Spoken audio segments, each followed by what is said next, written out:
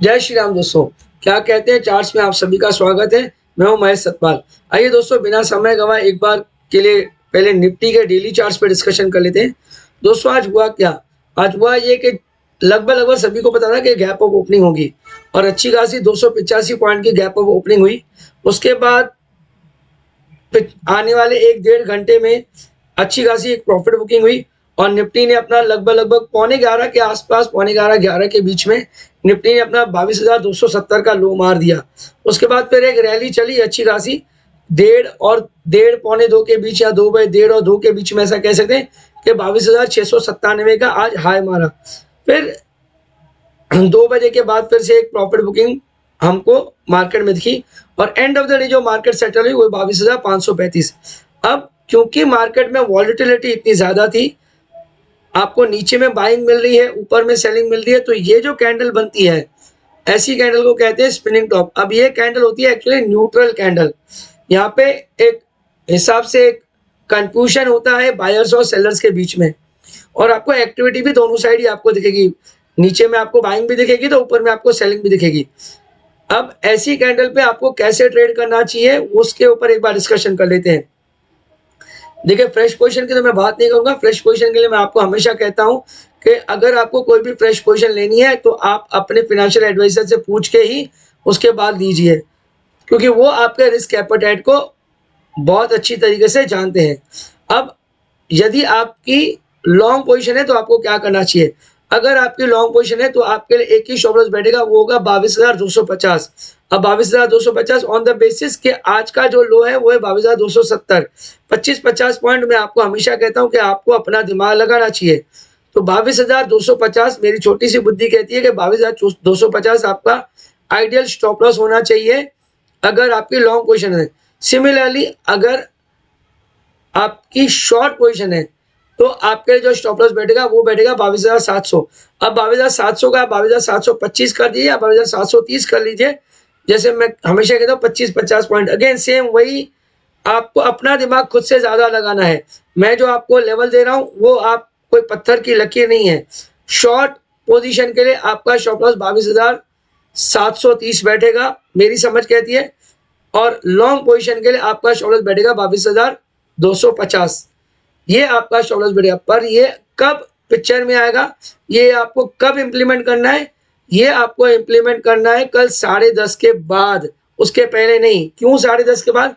क्योंकि कल 9 तारीख है और कल आरबीआई अपने मॉनेटरी पॉलिसी से का जो आउटकम है वो 10 बजे प्रेजेंट करेंगे। यानी गवर्नर साहब जो है वो 10 बजे जब एक बार क्लैरिटी दे देंगे कि इंटरेस्ट रेट्स घट रहे हैं या नहीं घट रहे हैं, घट रहे तो है, लगभग लगभग सभी पैनलिस्ट या सभी एक्सपर्ट्स ये बात मान रहे हैं कि इंटरेस्ट रेट्स तो घटेंगे। अब क्वेश्चन ये है कि 0.25% घट रहे हैं या 0.5% घट रहे हैं। उसके बाद हमको मार्केट में और भी ज्यादा रैली आती हुई दिखेगी या हमको और ज्यादा प्रॉफिट बुकिंग दिखेगी। तो आप ये मान लीजिए कि गवर्नर साहब की जो कमेंट्री है वो भी बहुत ज्यादा मैटर करती है कि कमेंट्री हॉकिश है या डोविश है। उसके बाद जो कि खत्म होगी लगभग लगभग, अगर मैं गलत नहीं हूँ तो 10 10:30 बजे जब खत्म हो जाएगी, उसके बाद आप ये स्टॉप लॉस इंप्लीमेंट कीजिए। शॉर्ट पोजीशन के लिए 22,730, लॉन्ग पोजीशन के लिए 22,250। हमने डिस्कशन कर लिया दोस्तों निफ्टी के लेवल्स पे। एक बार बैंक निफ्टी पे भी डिस्कशन कर लेते हैं, क्योंकि ऑब्वियसली उसका इम्पैक्ट आरबीआई मॉनेटरी पॉलिसी का बैंक निफ्टी पे ज्यादा होगा। 50,511 आज की क्लोजिंग है। आज का हाई है 50,793। 200 पॉइंट में खुद से जोड़ के अपनी समझ से एडिशनल करके बता रहा हूँ। 51,000 का आपका स्टॉप लॉस होना चाहिए अगर आपकी शॉर्ट पोजीशन है तो। रिपीट कर रहा हूँ, 51,000 आपका स्टॉप लॉस होना चाहिए अगर आपकी शॉर्ट पोजीशन है तो। 200 पॉइंट इसीलिए ज्यादा बता रहा हूँ क्योंकि वॉलेटिलिटी ज्यादा रहती है 50,000 के इंडेक्स में। तो 100-200 पॉइंट अगर आपने थोड़ी अपनी कुशन बढ़ा दी है, या बढ़ जाती है तो कोई प्रॉब्लम नहीं है। इसीलिए कह रहा हूँ 51,000 आपका स्टॉप लॉस होना चाहिए अगर आपकी शॉर्ट पोजीशन है तो। अगर आपकी लॉन्ग पोजीशन है तो 49,800 आपका स्टॉप लॉस होना चाहिए। एक ही स्टॉप लॉस दोस्तों मैं दे रहा हूँ, दो स्टॉप लॉस नहीं दे रहा हूँ। इंट्राडे बेसिस के लिए भी एक ही स्टॉप लॉस है और क्लोजिंग लेवल्स पे भी सेम स्टॉप लॉस है। ये निफ्टी के लिए भी इंट्राडे और closing same stop loss, bank Nifty के लिए भी इंट्राडे और क्लोजिंग सेम स्टॉप लॉस बैठेगा। अब एक बार डेटा डिस्कशन कर लेते हैं। डेटा के हिसाब से दोस्तों पहले ओपन इंटरेस्ट पे डिस्कशन कर लेते हैं, या ऐसे कहूँ कि एफआईएस की जो इंडेक्स लॉन्ग पोजीशन है, लॉन्ग कॉन्ट्रैक्ट्स काटे हैं, शॉर्ट कॉन्ट्रैक्ट्स भी काटे हैं। दोस्तों मैंने आपको जैसे कहा था कि भाई लॉन्ग तो ऑब्वियसली जब उनको एक बार के लिए 22,700 का इंडेक्स मिला होगा तो उन्होंने अपनी प्रॉफिट बुक की होगी, तो लॉन्ग कॉन्ट्रैक्ट्स कटे हैं। सिमिलरली जब उसके पहले जब एक बार के लिए मार्केट गिरी थी तो हो सकता है उन्होंने अपने जो शॉर्ट पोजीशंस जो थी वो वहां पे उन्होंने प्रॉफिट बुकिंग की होगी, तो इसीलिए शॉर्ट पोजीशंस पे भी आज हमको 1417 कॉन्ट्रैक्ट्स कम होते हुए दिखे हैं। नेट अगर देखा जाए तो एफआईएस की जो इंडेक्स लॉन्ग पोजीशन है अभी इस वक्त 24% पे, कल 25% थी, आज 1% घट के 24% है। कैश का डेटा पहले डिस्कशन कर लेते हैं। कैश का डेटा बता रहे कि लगभग 5,000 करोड़ रुपए की सेलिंग है एफआईएस की और 3,100 करोड़ रुपए की बाइंग है डीआईएस की। थोड़ी सी कम बाइंग है, बट देन डीआईएस की तीसरे दिन पे या कहूँ कि 5 दिन से लगातार कंटिन्यूस डीआईएस बाय कर रही है पूरे महीने में, या अप्रैल सीरीज तो पूरी ही इन्होंने बाय पे ही रखी है डीआईएस ने। नेट 1600 करोड़ रुपए की अगर देखा जाए तो 1600 करोड़ रुपया नेट आपका नेगेटिव है, सिर्फ कैश टू कैश अगर बात करूं तो। अब बाकी इंडेक्स फ्यूचर्स में 330 करोड़ रुपए की सेलिंग है और स्टॉक फ्यूचर्स में आपकी 367 करोड़ या 370 करोड़ मान लीजिए। अगर ये दो फिगर में ऐड करूं तो बैठेंगे 700 करोड़ और 1600 करोड़ रुपया, करेक्ट 700 करोड़ रुपए की ये फिगर बैठेंगे और यहाँ पे आपका 5,700 करोड़ रुपए की सेलिंग नेट बैठी।